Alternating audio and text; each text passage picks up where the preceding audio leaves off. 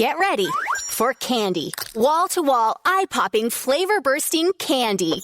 With Candy Crush Saga, you can enjoy 3 whole weeks of candy celebrations with loads of fun challenges and some sweet, sweet rewards if you top the leaderboards, like unlimited lives. Then on November 20th, finish it with a bang with a gift of unlimited color bombs for 24 hours. Play Candy Crush Saga now to join in the candy celebrations. Download it from the App Store, Google Play, or Windows Store for free. Terms and conditions apply.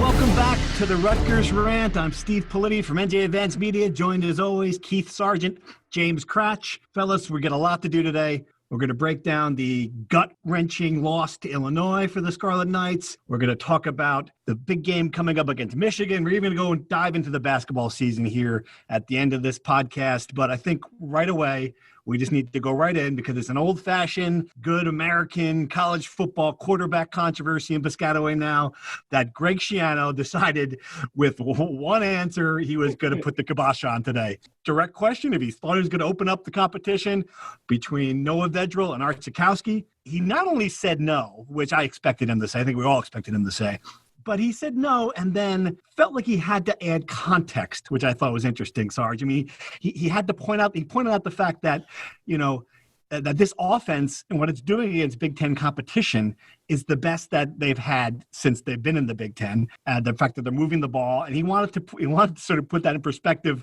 which is interesting. I mean, really, I think he was trying to get the statement out to fans that, hey, you know, let's look at the big picture here and not look at one bad second half for Noah Vedral. And I agree. And here's why. Okay, and I wrote about it the other day. He had a terrible, brutal stretch of within 4 series, he threw 3 interceptions, all 3 of them, as Cratch pointed out in his film review. Which at this point, Steve, you gotta say, like, great American literature. Like, I'm thinking of like Steinbeck, Grapes of Wrath, Scarlet Letter, something like. The film review at this point is probably up there.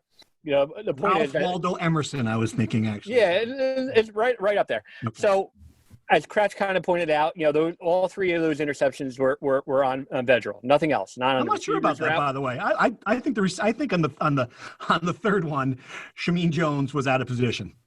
That's on that route. That's what a couple of people have told me too. They believe, but go on. I mean, your point being that it was double coverage, though. I mean, it was he was there were 2 defenders in that area. Right. So if you're talking about the same thing with the pass that goes off Lima, there was a lot of traffic there. Right. So pretty bad decision, in my opinion. All that being said, you have to look at the sum of the offense. The pass offense has been down there with the bottom of the option teams over the last 4 or 5 years. I'm not 100% confident. I know Bo Melton, it looks like an all Big Ten receiver. I'm not all that confident that there's all that many playmakers beyond Bo Melton. So, he's also dealing with that issue. All things being said, I'm a big accuracy guy. And I know people are going to say, well, 7 interceptions and that's going to be the thing that's going to get him hooked before anything else, right? He's still hovering at like 62, 63% for the season.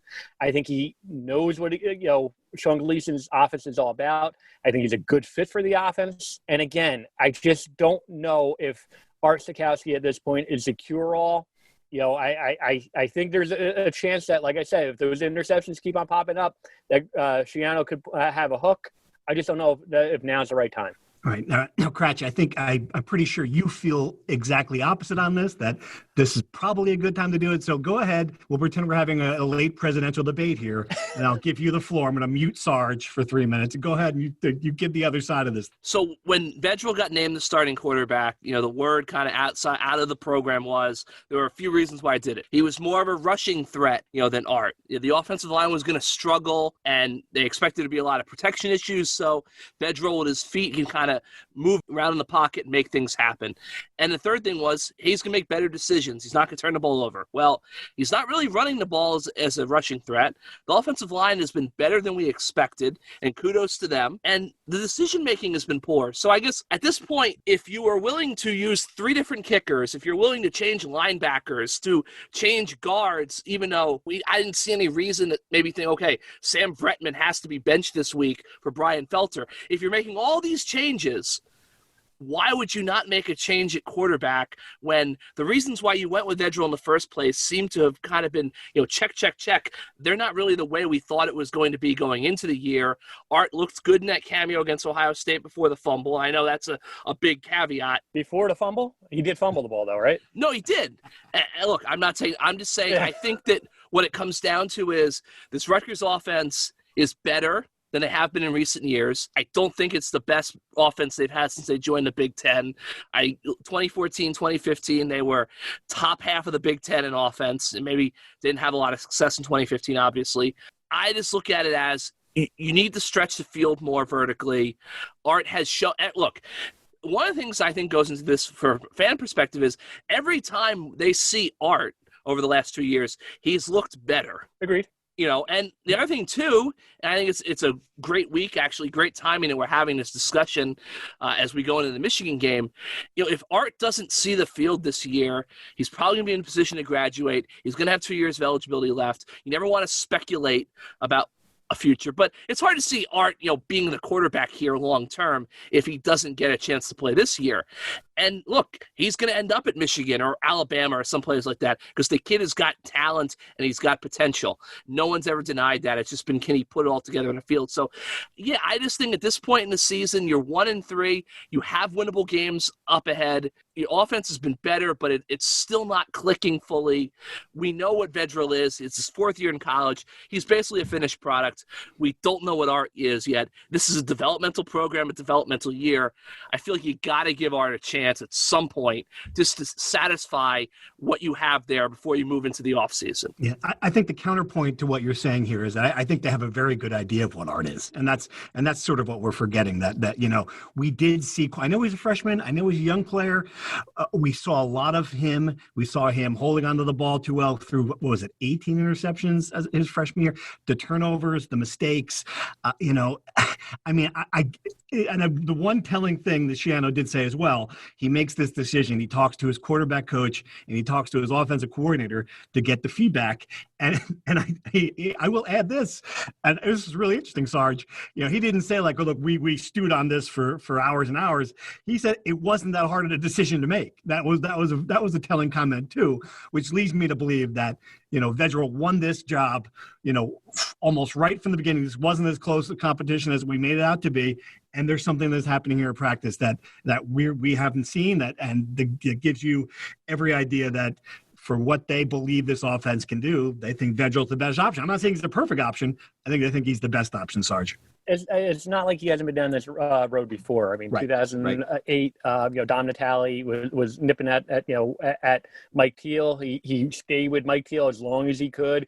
2005, between Ryan Hart and Mike Teal, even his final year, as I wrote the other day, 2011, he put Gary Nova as a true freshman and, pretty much split time with Chase Dodd. So he has had a history of pulling the plug on his quarterbacks. That's what leads me to believe if he's that standing by Noah Vedral, if he's that sure of it, that he probably sees more than we do. Look, it's the nature of the beast, right? Fans are going to, probably now more than ever, but certainly they were, back in 2008 when they were calling for Mike Teal's head, the most accomplished quarterback in Rutgers history, mind you. People were booing him. I can't even imagine if there were fans in the stands what they would have been doing, in the second half again, the other day against Illinois. It's the nature of the beast. Fans are always going to call for quarterbacks. Some columnists, I mean, I do know some columnists who have called for quarterback changes too. Yeah, I don't know anybody who would have done. I know one. Like I forget the guy's name slips my mind, but it's the nature of the beast. I get it, but I kind of think that Greg Schiano is pretty confident in that decision right now. And the bigger picture too, Cratch, about this, we wouldn't be talking about Noah Vedral being replaced if this defense, on a 3rd and long could keep that quarterback Isaiah Williams for Illinois inside the pocket. I mean, they're up 20-10, moving the ball well. This is a game they should have won with even a decent defensive performance. I think it's easier to pick and look at the quarterback, but you can make an argument that the offense wasn't the bigger problem for the team in that game. Do you disagree?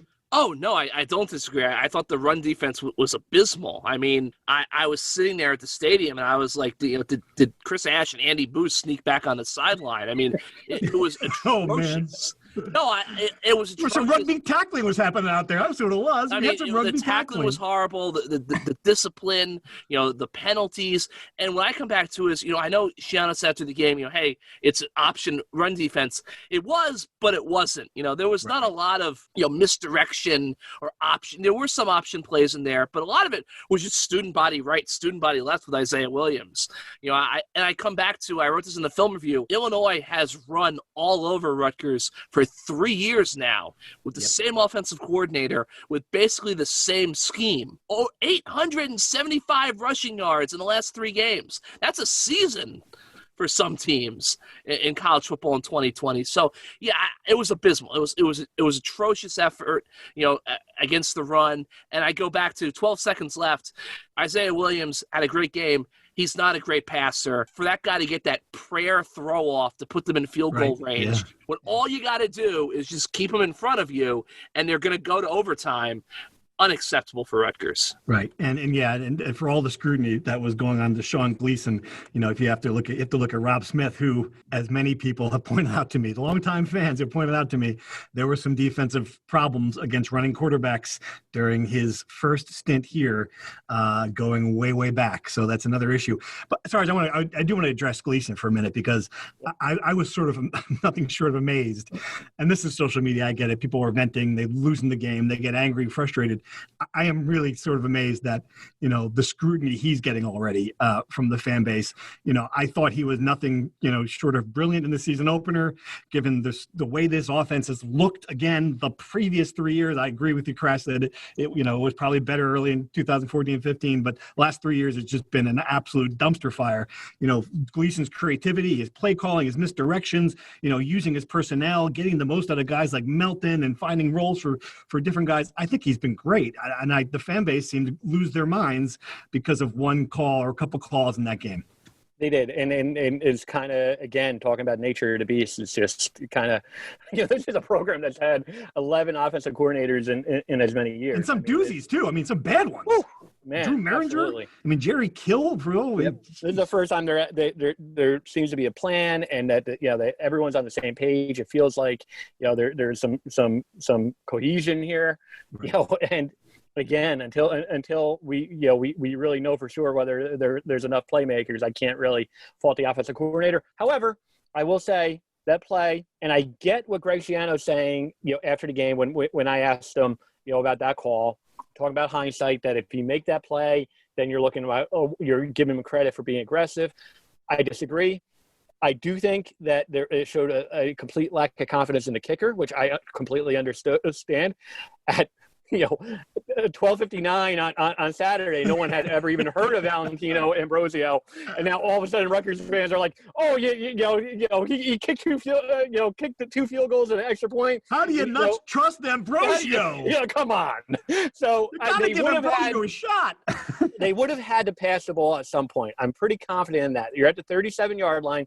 I don't think you needed to do it at that point. It kind of spoke to, and we were texting during the game, that it spoke to, that I think he went away from the running game a little bit too much throughout the course of the game. And certainly in that situation, probably at 1st and 10, I would have much rather preferred to see Isaiah Pacheco get his number called again. It seemed like he was hot at that moment. Mm-hmm. I think overall, we're looking at the full body work. Isaiah Pacheco had a great game. A week ago, Minnesota had 325 rushing yards against Illinois. Clearly that was a weakness. I would have much rather preferred a 1st and 10 in that situation. Run the ball. Don't throw it unless you have to. Chances are they probably would have had to throw the ball, because you would have needed some more yards to get into a more comfortable field goal range. But, again, Sean Gleason's taken a lot of abuse on social media, and, is kind of, the nature of the beast at this point. All right. Gratch, go ahead. Here's what I'm going to say, though. I don't blame the fans for reacting that way, because, and I think Greg kind of mentioned this after the game. I asked Steve when you asked him the question, Rutgers should want expectations. It's healthy. It's healthy. Yeah. I mean, Rutgers is a real-life college football team now. I think the guys at the Are You Screw podcast put it best. They're no longer like a historically, unspeakably bad college football team. They're just a bad college football team. They're normal. They suck That's normal. like Pinocchio Hooray! now. They suck normal. No, Hey, it's just they like did it. there should be expectations. They're a Big Ten football team in New Jersey. People should be angry when they have all those self-inflicted errors in a game they should have won and they lost. That's how it works. They're like Pinocchio. I'm a real boy. No, I'm 100% serious. Like, the fact of the matter is that, like, a year and a half ago, that no one at Rutgers would even, like, discuss any sort of, like, plan or philosophy that involved winning a football game. You know, it was all just like, oh, the plan, the process, the this, the that. But no one ever wanted to say, we'd like to score more points than the other team on Saturday. That's not the case anymore.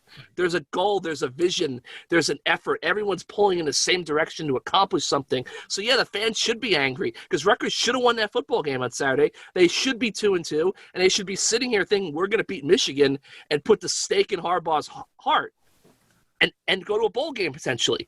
And now they're not because they let a game slip away. Wow, I love that fiery Cratch. Yeah. Cratch just fired up, bringing the heat. All right, let's go into true or false here because I got a couple of things I want to see how you guys feel about the direction of this season. So we're going to start right away. You know the rules. I'll give you a statement. You tell me if it's true or false. We'll discuss later. First one, true or false? Rutgers will not win again. Cratch, true or false? False. Sarge? False. Oh, you're both confident in that. I'm not so sure, but we'll go to the next one. True or false? Rutgers will only win one more game. Cratch, true or false? False. Oh, Sarge? False. Oh, okay. Well, let's keep going then. True or false? Rutgers will win exactly 2 more games. True. True. You think they're going to win 2 more games? All right. We're going to go back and talk about that. That's interesting. True or false? Michigan -9. Too low. Cratch. True. True.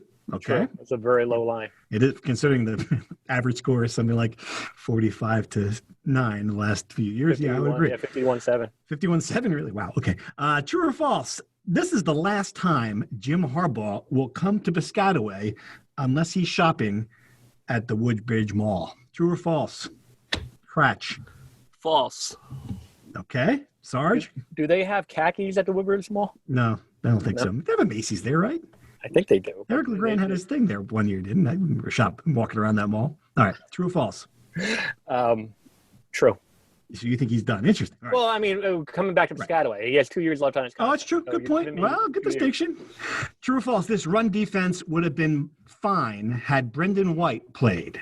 The star safety was out for the game. Cratch, true or false? False. Okay. Sarge? False. Yeah, I don't think one player would have made a difference either. True or false? The situation with the rotating kickers is a concern. Cratch? False. It's just weird. It is weird. Sarge? True. Okay. You have a walk-on from the men's soccer team who no one ever even heard of. That is strange. You know, he kicked the ball well, but I mean, I don't know if I think you're back to the point where anything inside of 40 yards, you're probably not confident in. So Right. that's a problem. I will say this though, I would have really been intrigued to see what I mean. I'm sure they would have gone with Ambrosia, but I think there's a big difference between talking about this guy gives us the best chance to win, and all right, the ball's here. It's a 40-yard field goal to beat Illinois last play of the game, and you've got Justin Davidovich sitting on a sideline, and you're going to go with this guy that we just heard about 5 minutes ago. Well, you can't change in the middle of the game. You can't. But I'm just saying that would have been a big moment. It would have been a big moment. I would have really wanted to see that moment too. That's why I thought they were barreling toward. It would have been a great, easiest column in the history of the world if the kid with the just awesome Italian name. Let's be honest. That's my main motivation there. All right, let's get back to you guys. Both think they're going to win 2 more games. Where are those 2 more wins? I'll start. They're beating Penn State. They're not beating Penn. So there's no doubt. No, there is no doubt in my mind. Schiano says it's a 1-game season. It truly is a 1-game season. If you beat Penn State, this entire season That's all anyone's ever going to remember. It becomes an iconic moment where there's going to be a picture and they're going to slap it up in the Hale Center somewhere, probably in the lobby. It's a program-changing moment, in my opinion. I don't care how bad Penn State's record is. The cathartic nature of that win to beat Penn State, and I've always said the day Rutgers beats Penn State, that's when it becomes a rivalry, because the Penn State fans suddenly are going to have to worry about Rutgers moving forward. I just think it's a moment where Schiano is going to be able to channel all the team's energy into that game. Penn State is ripe for the taking. I think they win that game. Okay, and that's one. The other one, I think it's Maryland. I thought they were going to beat Maryland going into the season. After seeing the way they defended on Saturday, I don't feel good about that, just because Maryland's offense is like a better version of Illinois. But I do think that the way things appear to be shaping up around the conference, they're going to get a winnable crossover game, maybe against Minnesota. So I'll say the crossover game is their second win to go to 3-6. But I could see them beating Maryland and losing the crossover game. Sarge, where are your 2 wins coming from? I'm going to go Purdue, and that's because home field advantage it doesn't matter anymore. So okay. I'm going to give them Purdue, and I'm going to give them Maryland. All right. So you think the two more likely, not against the powerhouse typical and then, program. Yeah. Like Crash said, I mean, if they play Minnesota or play another, a winnable game, they win that game, then we're going to be going to the Pinstripe Bowl. Wow. Here's the other thing about Penn State. The last 2 years, they have been surprisingly competitive. Have they really? All right. Trace McSorley was banged up, and I think it was 20-7. And right. If the Philly special works out, it would have been a game. And then last year they were pretty competitive for a little while in Happy Valley. Again, Penn State had injuries at quarterback. But, I just think that this is a year where that's the moment for this team, right, is to beat Penn State. It's right there for them. Here's my concern right now that I totally believe, and I've watched these games, that Penn State and Michigan are not good. That's obvious. I don't think this is a statement. The thing that concerns me is this is the kind of year where they're not as good as they've been. They're not, but they still are more talented. There's a reason why Michigan's favored by 9. Like, I don't disagree with that. And I think Penn State could be favored by 9 if they come in here winless. And it's a situation where Purdue and Maryland are just a little better than they've been. So you could be you could be facing a second half of the season where they play these 4 teams, and it could be competitive each game, and they could lose all 4. That is the negative side of that coin. Cratch, you're shaking your head. I can see that. I mean, look, I agree with you on Michigan. Maybe I'm naive, maybe I'm crazy. You look tired. I take it the caffeine, toothpaste, and adrenaline face serum aren't working? Well, maybe you should ask Santa for a Nectar mattress this year. And if the big guy brings you another unicorn finger puppet, don't worry, because mattresses start at just $499. And you get $399 in accessories thrown in, as well as a 365-night home trial and a forever warranty. Go to NectarSleep.com today. Get ready for candy. Wall-to-wall, eye-popping, flavor-bursting candy. With Candy Crush Saga, you can enjoy 3 whole weeks of candy celebrations with loads of fun challenges and some sweet, sweet rewards if you top the leaderboards, like unlimited lives. Then on November 20th, finish it with a bang with a gift of unlimited color bombs for 24 hours. Play Candy Crush Saga now to join in the candy celebrations. Download it from the App Store, Google Play, or Windows Store for free. Terms and conditions apply. I tend to think Michigan is not as bad as we think they are. They just have had a tough stretch where they played a rivalry game where weird things happen, and they played Indiana and Wisconsin, who are just better. Right. I think there's a very good chance that Michigan's going to get well all of a sudden, and they're going to end the year, with 4, 5, 6 wins, and Harbaugh gets his extension, and it's almost like this never happened. But Penn State, I just think between being 0-4 and having guys opt out, I just don't know. I feel like the talent level may have been dragged down to the point where Rutgers can feasibly beat them, but I don't think that's the case with Michigan. Well, at least we are in a situation where we can actually talk about that as a possibility, as you said earlier. All right, let's dive into some Rutgers Insider questions. As always, gents, I really appreciate the fact that we have so many people who are subscribing. It keeps on growing each week. If you want to get part of into the action, NJ.com. Rutgers.com/insider. You get text to your phone. You get to ask questions to us. And when they lose, I sit there with a gin and tonic, and I will offer free therapy, which I was doing to several people on the text service on Saturday night. All right, let's dive in. Do we have any tight ends? A texter wants to know. Seems like we don't have anyone capable of getting open in the middle of the field so we can get away from this horizontal passing game with occasional successful fade patterns. Kratch, this is a great question. Why don't they have someone who can just move the chains 15 yards in the middle of the field? One of the answers is they had someone. That guy now plays in Lincoln, Nebraska. Right, that's true. Yeah. It's an issue. Like, I wrote this in my film review. Going into the offseason, they got to find a tight end in the transfer portal. I don't know if it's health or what with Jonathan Lewis, but it hasn't clicked with him. Giovanni Haskins has been kind of hit or miss, which is about what you expected. He was always a solid number 2 tight end, in his college career, but never a breakout star. Matt Alimo just hasn't developed the way I think he probably would have hoped he would have as a 4-star recruit coming out of high school. Yeah, I mean, that's the bottom line. Travis Vokalek in this offense would have been tremendous, but he left. He's at Nebraska, and they got to find an answer there. I will say this. I do think that they should try to use potentially Langan at tight end. I've stated my case many times. I think we saw it again on Saturday. The Langan package, I don't really see what they're accomplishing at this point. I mean, a 3rd and 8 sweep with him. I know they had to check into it, but I mean, no, who thought that was going to work? So, right. But you know what? If the kid has tremendous athletic ability, put him at tight end, see what he can do. Right. And then that was one of the next questions I was going to go right to. My question is, why don't they try a pass with Langan in the game in some of those situations? It's obvious to all defenses now that he's going to run. Mix it up a little bit and run Pacheco more. Sarge, I mean, I guess we've talked about this package. We all fell in love with it the first game. Second game was sort of like, okay, second day wasn't as good as the first. And I kind of agree with Kratch that, I know they did get a big first down late in that game against Illinois, but for the most part, I'm like, it was just breaking up the rhythm of the offense. What do you think? So I do think that they've been trying to build up to it. But I do come back to, I'm a big stat guy, as you know, big fact guy. I like facts and I like stats, right? And, Johnny Langan has completed all 5 of his passes, right? For a total of -1 yard, which is basically impossible. He does have a touchdown, but he's 5 for 5 for -1 yard, which is unbelievable, right? So, and then you go back to last year, he was a quarterback but he was a 50% passer. So I don't know if that's going to be your solution. I do think, we've seen enough of this package, not just at Rutgers, but, across college football, where I don't think it's going to be that big of a surprise, if and when they do throw the ball out of it.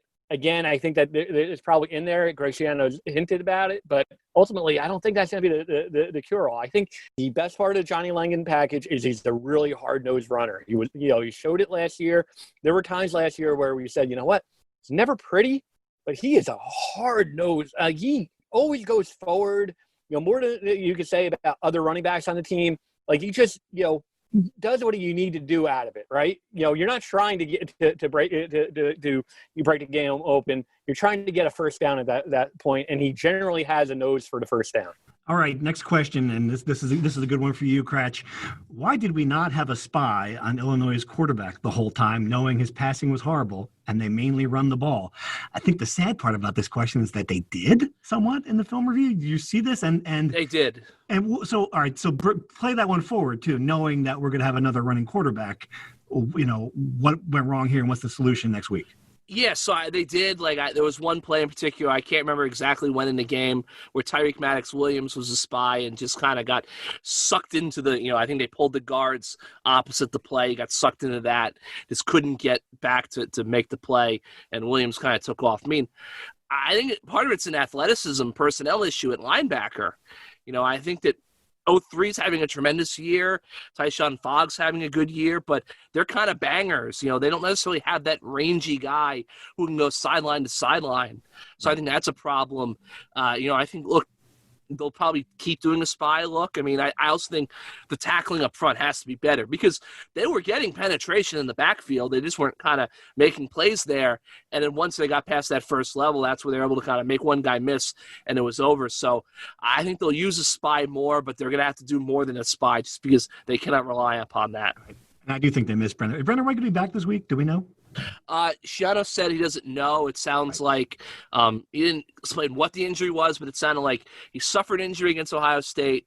He was able to practice throughout the week, and then he kind of aggravated it to the point where he couldn't play. It sounds like on Thursday or Friday, so they don't really know what his status is going to be for this week. Gotcha. All right. Here's one for you, Sarge. Which players, if any, would you project as NFL draft picks? I imagine having more recent players in the NFL will help recruiting. Well, I will say this. I was watching the Ravens-Patriots game last night, and there was one moment when Devin McCourty tackled Gus Edwards on the sidelines, and I'm like, well, I mean, there's still some guys out there.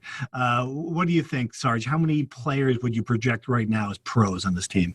Yeah, pros will be in camps, probably two different conversations. Right, in camps, I think. Yeah. I think 03 is going to probably be their top draft pick. I could see him going, fourth, fifth round. And Isaiah Pacheco, I know running backs are tough to project, but there is a lot of talent there. Greg Schiano has boasted that he thinks he's a pro caliber back. Brendan White, I think we've seen enough out of him to know that he's going to be in the camp. I don't know if he'll get drafted, but I think he'll have a pretty good chance. Has size to play.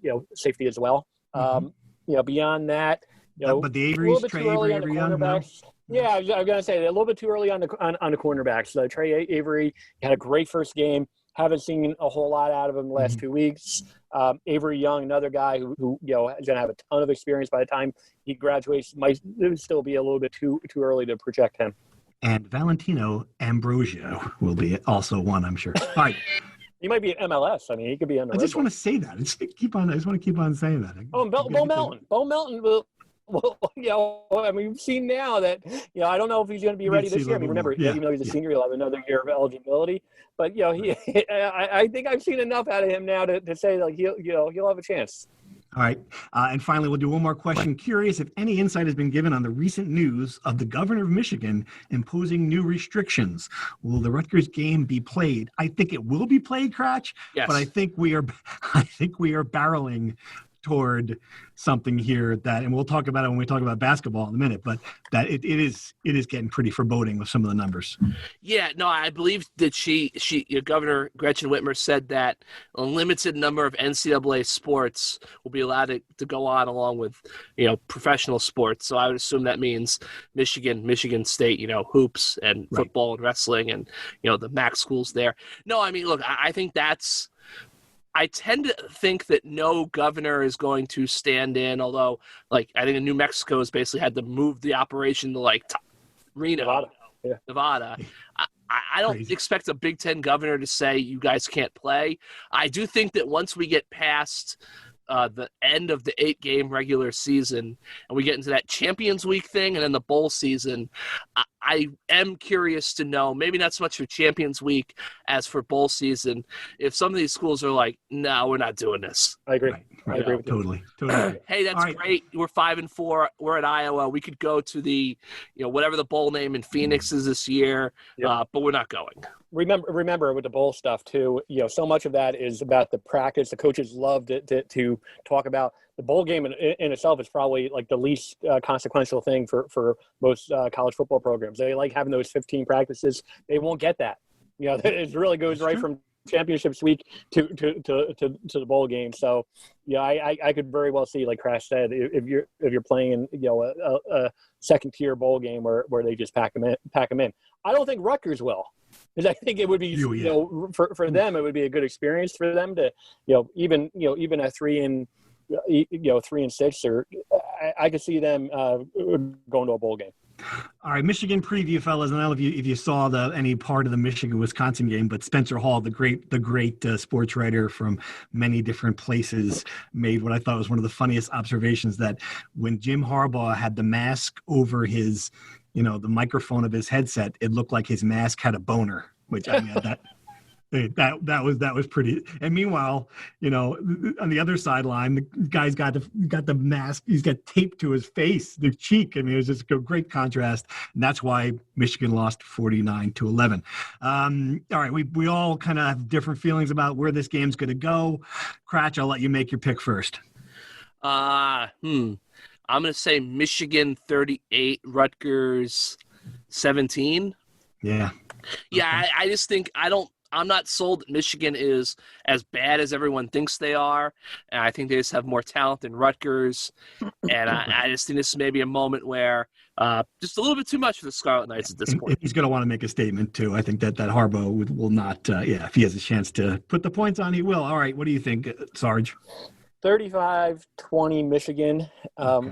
I think it's going to be closer, throughout the course of the game. Won't be a complete blowout, but I think Michigan, is going to be able to pull away. Yeah, I'm going to go even higher than that. I think it'll be in the 40s. I mean, just based on where they've scored. And I just did not like what I saw from the Rutgers defense, which is they had been so good against the run, which is really what sort of was so jarring about it. And now you got the big bodies coming in for Michigan. This could be your 42-17 kind of result.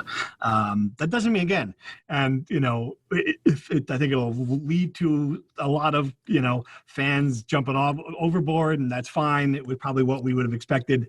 But these programs are just on different places right now, and it's going to take a while for Schiano, even with Michigan at where it is now, it's going to take a while for Schiano to climb that ladder and get it back to where it has to be to beat them.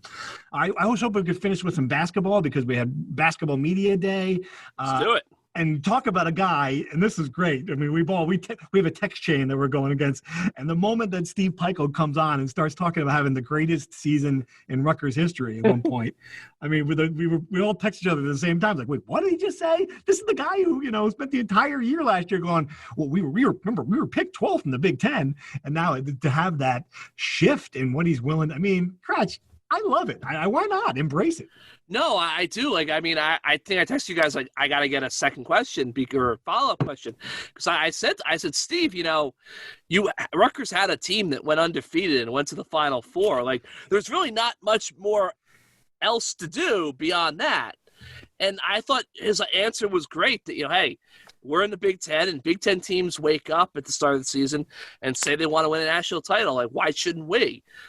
Refreshing, I think. It was, again, we discussed earlier, for so long, no one at Rutgers has ever wanted to put a real expectation on the board, and they should. If you're the football team, you should want to go to the Rose Bowl every year. If you're the basketball team, you should want to go to the Final Four every year. You're in a big-time conference. You're playing big-time college athletics. Act big time. Right. And it was telling to me, striking SARS, that the players also, they're not talking about let's make the NCAA tournament. They're talking about let's get a good seed in the NCAA tournament. I do want to ask you though, do you think they're getting a little ahead of themselves, or is that the real expectation for this team? Yeah, I mean, I think it boils down to what was taken away from them, right? Yes, that's absolutely true. That would have gone to the NCAA tournament a year ago, and they, jerks like us in the media would ask them for the last 2-3 years about the NCAA tournament route, and they had earned the right to be in the NCAA tournament, and it was taken away from them. So I have no problem with them being confident. I think what was left unsaid in Steve Pikel's answer, Cratch, is he thinks that this is a team capable of winning the Big Ten. I mean, and that he didn't say it, but I'm gonna interpret it as him saying that. Again, we're in the Big Ten. Big Ten teams wake up thinking that they're that they can win a national championship. I think he thinks that they can win the Big Ten. Look, it'll be 2021 by the time that we get to that point. Hopefully, we do get to that point. That's the big question. Yeah. So it won't be 2020 anymore. I can't say, well, strange things happen in 2020, but I'm telling you, this is a team that I really think that there's a lot of reasons to be confident. And I don't want to be the pandemic doom and gloom guy, although I have been that person, let's face it. But I'd rather not be. But I mean, I had to ask Steve Pikel about it, and here he is. This is how crappy our country is. He lost this opportunity to play in the NCAA tournament in March. He figured now you'd be back, you'd have people back to normal in the rack. He's facing now the prospect that this team's going to be yanked off the court at any minute, really. I mean, let's face it, you hope they can get a season in Cratch. And I know the news, at least there's a proactive idea to play the NCAA tournament in a bubble in Indianapolis. That makes a lot of sense, but you have to get there. You have to get teams through the regular season to have a 64 team field. Yeah, I mean, look, I think the fact that it's now November 16th and they're supposed to start the season on the 25th, and there's no, we're 9 days out and there's no schedule, I have a very hard time believing that there is going to be non-conference basketball games this year. Yeah. Just don't see how it's possible. All these mid-majors are shutting down for 2 weeks. Even high majors, Syracuse now. I mean, maybe they still play the Big Ten ACC games just because there's TV money involved, and, Rutgers knows that Syracuse is going to be able to test at an adequate level, but yeah, I tend to think the plan wrestling has in the Big Ten, which is that they're going to start after the new year and they're going to basically sprint through their 3 months and have eight dates and go to the tournament and get it over with. I think that might be the best way for basketball to approach this. Wait till January 1st or maybe not that late. Maybe you wait till mid-December when the campuses clear out. Play as many games as you can, bank them, just focus on staying healthy, restricting travel, bubble the Big Ten tournament, then Selection Sunday happens and everyone else who gets in goes immediately to Indianapolis and stays there until you've got a champion. All right, well, how do you seed this tournament? This is what I keep on going back to. You're going to have some team that's going to have a 24-7 record. I mean, that's probably high, but you're going to have other teams that are only going to play 15 games. I mean, it just seems like there's going to be. It's just going to be really hard to find a way to get these teams on an even playing field to come up with your bracket in March. Well, yeah. I agree with Rick Pitino and Coach K. I think every team should be in the field. Oof. Just because I think that's the only way you're going to have true parity and fairness. But another thing I think they should look into is do true regions. Yeah. Literally divide, even though it's all in Indianapolis, divide it up by the part of the country. Right. But I think at the end of the day, the best teams are going to win in this setting, especially when we're talking about a bubble. I can't imagine it's going to be like normal years where you play Thursday, Saturday, and then if you make the Sweet 16, you're not on the court again until next Thursday. I have to think there's going to be a sped up time frame here, especially with courts being only so available so much. So I tend to think the cream is still going to rise to the top. But that being said, it is going to be a challenge. They have to do something, Sarge, because they cannot lose that money again. That's certainly part of it as well. And that's what we're talking about right now is all going to lead down to that. They can't lose that. It's billions of dollars that the NCAA stands to lose. They are not going to do it. I'd be surprised if they don't try to bubble them even sooner. To be honest with you, I think it's that important for them to have an NCAA tournament. Right. Well, I tell you, and I really hope that there is a basketball season because, it's just the way this team ended the season last year.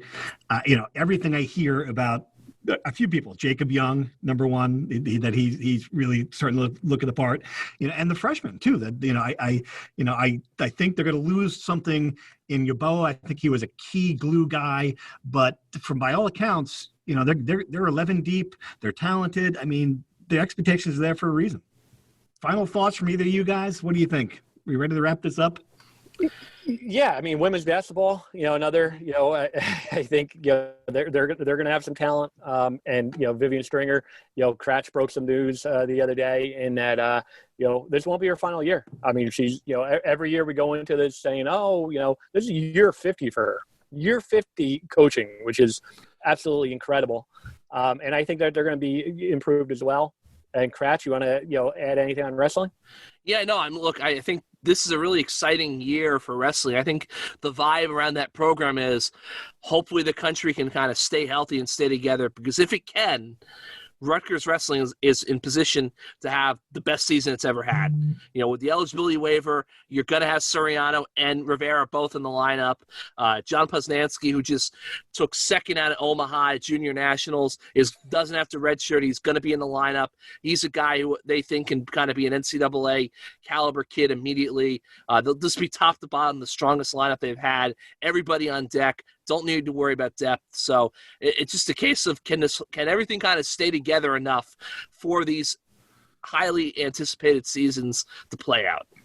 You hear what Crash just said, Politi? He said, "Wear a freaking mask." That's what he said. Because you're not having Thanksgiving at Grandma's house. You're going to put a Swanson's dinner in the oven, and you're not going to have this big cat. You're not going to do your Black Friday shopping. You're going to do it online. And then you're going to have a big wrestling season. That's what Crash No, a big Rutgers wrestling season. I mean, right. You got to have a big everything. I mean, I will be honest with you. Your own turkey. I'm sorry. No, if we're gonna even they'll get to the end of the college football season, but it's gonna be a mess. Oh yeah, it's already a mess. Gonna be, it is a mess. It's an ongoing mess. And the thing that I don't understand is it doesn't seem like there's any like foresight or realization of like what the mess is. Right. Like you look at the SEC and it's like, oh well, it's like. Why are you even playing, like, this is very silly in the grand scheme of things, but, like, why are you even bothering to play divisional crossover games at that point? Like, yeah, it's like you got to give up at some point, and I think that's what we're going to have to see happen. The other thing, too, is, the MAC just canceled its first game. The Pac-12's had issues. At some point, one of these leagues, not the Big Ten, because the Big Ten is just all in at this point. And that's the other thing. Another final thought I have.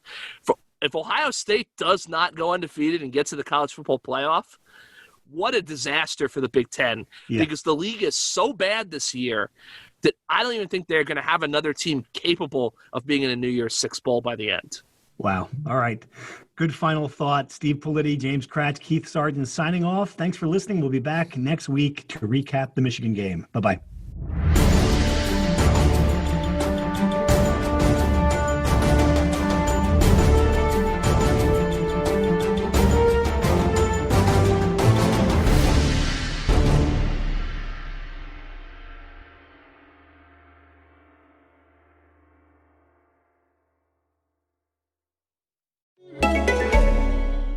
Get ready for candy. Wall-to-wall, eye-popping, flavor-bursting candy.